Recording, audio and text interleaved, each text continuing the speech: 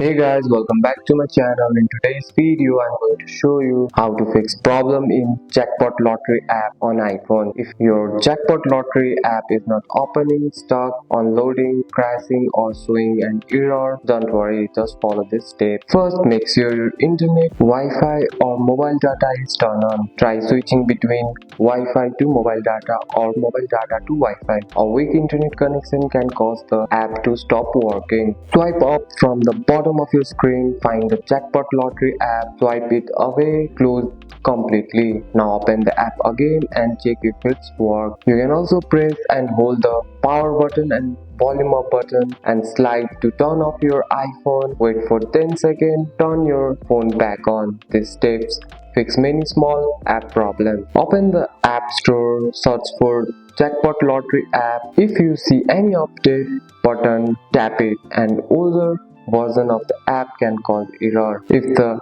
app still doesn't work, delete it, press and hold the app icon, tap remove app, restart your iPhone, then install the app from the App Store. If nothing works, contact the Jackpot Lottery app system team for help. And that's it. That's all for today's video guys. If you found this video helpful, drop a like and subscribe for more videos. Thanks for watching. See you in the next one.